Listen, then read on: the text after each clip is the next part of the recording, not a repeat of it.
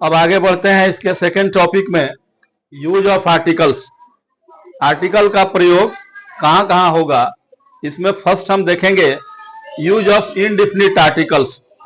अनिश्चय बोधक आर्टिकल का प्रयोग कहां कहां होगा, यानी ए और एन का प्रयोग कहां कहां होगा।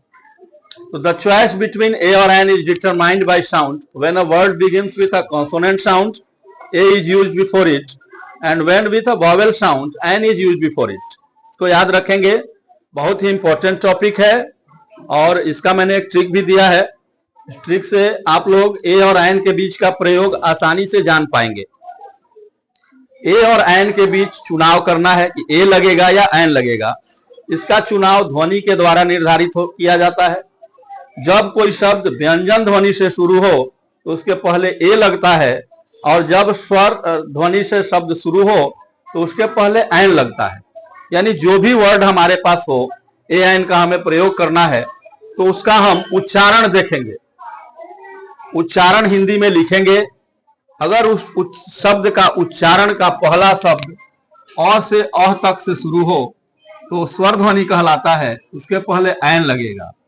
अगर उस शब्द की शुरुआत का पहला जो वर्ण है, क से ज्ञ तक के बीच का शब्द कोई वर्ण आए तो यह व्यंजन ध्वनि है, इसके पहले ए का प्रयोग होता है। अब देखेंगे बारी बारी से, जैसे एमपी, एमपी हम लिखेंगे एम पी, पहला जो इसका वर्ण है ए, ये स्वर में आएगा, इसमें क्या लगेगा, एन का प्रयोग होगा। इस तरह से सेकंड है एसपी, तो लिखेंगे हम एस पी, पहला वर्ण ए है, ए स्वर में आता है इसलिए इसके पहले एन लगेगा।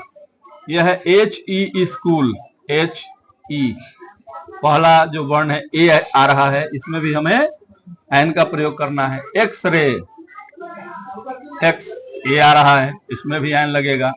ईयर, ई आ रहा है, ई स्वर ध्वनि है, एन लगाएंगे। S D O, S A आ रहा है, इसमें भी एन का प्रयोग होगा। हाई वाल, हाई लिखेंगे, हाई, ह आ रहा है, ह क से ग के बीच में आता है, ये लगेगा।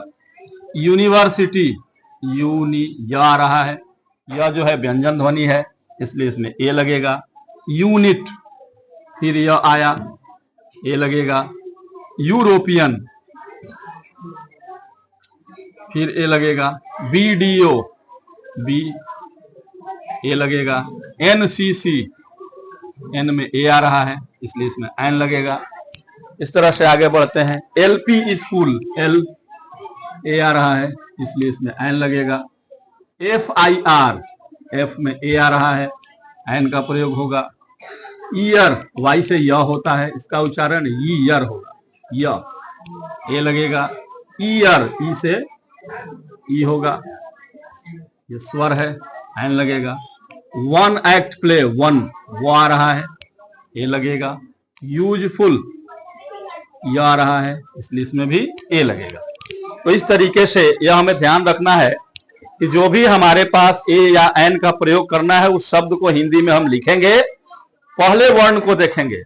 पहला वर्ण अगर अ से अ के बीच में आ रहा है यानी स्वर है, उसमें एन लगाएंगे, और क से ज्ञ के बीच में आ रहा है तो वह व्यंजन ध्वनि है, उसमें ए लगाएंगे।